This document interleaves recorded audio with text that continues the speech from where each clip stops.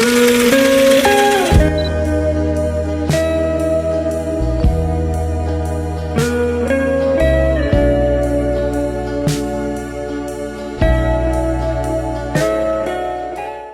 with the fans. Pose with the pose with the pose with the fans. Pose with the pose with the pose with the fans. Fans. Pose with the fans. Pose with the pose with the pose with the fans. Pose with the pose with the pose with the fans. Hobi scroll media sosial, sadar nggak kalau hashtag atau tagar kabur aja dulu saat ini sedang menjadi tren. Nah, berkat tagar atau hashtag di warganet jadi spill berbagai cara kabur versi elegan. Mulai dari berbagi informasi soal beasiswa pendidikan sampai lowongan pekerjaan di berbagai negara.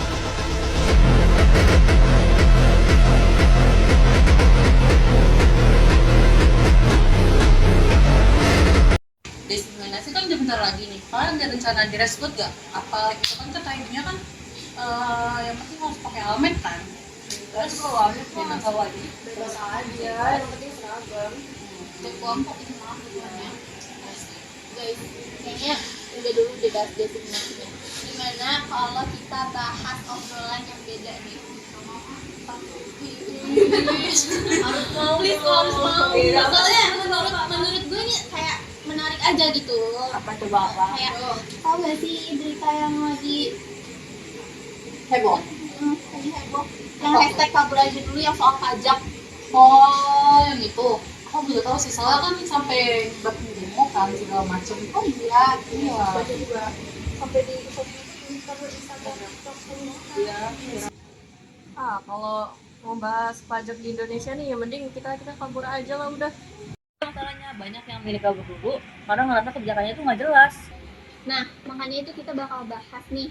Kenapa sih kalau misalnya Pancasila sebagai dasar filsafat negara ya, kenapa kalau rakyat bahas pajak tuh lebih milih kabur? Kenapa tadi masyarakat tuh sampai pengen kabur, bahkan mereka bikin hashtag kabur aja dulu tuh karena menurut masyarakat kalau apa yang terjadi sekarang ini tuh nggak sesuai atau bertentangan. Kenapa bertentangan? Karena yang seharusnya Pancasila itu kan diterapkan sebagai keadilan sosial ya, tapi ternyata kenyataannya itu malah sebaliknya. Kayak contoh pajak yang tadi Ara bahas, pajak itu kan harusnya untuk dipergunakan untuk seluruh masyarakat, tapi ternyata malah digunakan sama oknum, terutama pejabat. Kayak kita lihat kan pejabat itu hidupnya mewah, bahkan sampai banyak pejabat yang kena kasus pajak. Terus juga pemerintah kalau kita ngeliat tuh ternyata pajak UMKM ini sempat naik PPN-nya. Nah itu makanya kenapa masyarakat tuh ngerasa kayak kok nggak adil, bahkan sampai mereka tuh ngerasain keresahan sampai bikin hashtag kabur aja dulu. Itu sih. Kayak kita disuruh patuh, tapi yang ngurus kadang ya gitulah, jadi orang jadi nggak percaya. Tuh, begitu rakyat nggak percaya, langsung tuh muncul hashtag nasional kabur aja dulu. Coba ada Cak, lu jelasin. Menurut lu nih ya, kaitannya pajak sama filsafat Pancasila tuh apa sih? Mungkin sih bahas-bahas filsafat nggak usah lah. Si Cak, gue tuh kan tahu Cak. Kali-kali kita bahas hal-hal yang menarik gitu loh. Kalau ngomongin filsafat Pancasila sebenarnya ada 3 landasannya. Yang pertama itu ada ontologis, di mana ontologis ini Pancasila menganggap bahwa manusia tuh sebagai makhluk individu maupun sosial, jadi negara juga nggak boleh semena-mena buat aturan. Berarti kebijakan negara tuh nggak boleh nyusahin rakyat kayak gitu. Nah iya gitu. Terus kalau yang kedua itu ada epistemologis, ini soal penilaian kebijakan. Jadi apapun kebijakan negara termasuk pajak harus dari unsur Pancasila. Ada musyawarah, ada keadilan, ada kemanusiaan, harus rasional dan juga bisa dipertanggungjawabkan. Itu sih Dek. Berarti pemerintah seharusnya gak boleh bikin peraturan yang asal dong, harus berdasarkan landasan Pancasila atau gimana. Enggak. Gitu kan? Iya benar. Kayak landasan besar Pancasila juga itu ada aksiologis, nilai yang harus diikutin. Jadi kebijakan harus dibawa kebaikan, manfaat juga bagi semua orang. Jadi tidak satu orang doang yang jadi. Iya sih, kalau misalkan dilihat dari situ kayak adil sih menurut aku.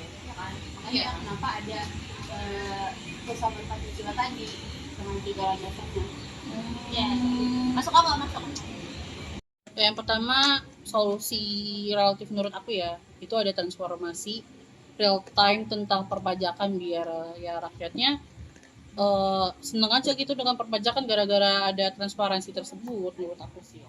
Terus etika apa ya namanya etika reformasi, harus ada reformasi menurut aku, karena ya kita biar nggak semena-mena lah pejabat pajak sama kitanya gitu kan.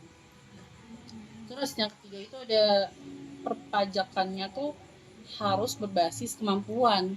Jadi di mana rakyat kecil tuh udah pajak yang kecil lah istilahnya gitu kan, dibandingkan yang rakyat besar. Rakyat besar tuh seharusnya pakai yang pajak yang besar gitu.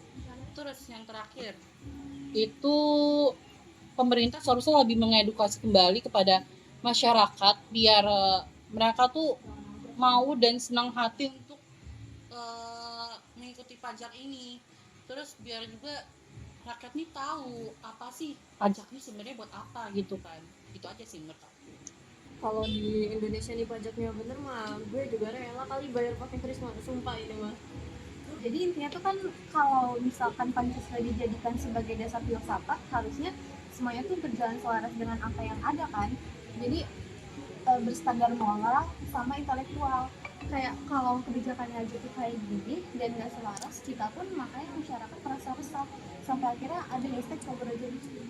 Jadi gini guys, jangan kabur dulu, mending kita sama-sama dorong gimana caranya nilai-nilai Pancasila ini kepake di dunia perpajakan yang transparan, adil, dan pejabatnya tuh nggak aneh-aneh.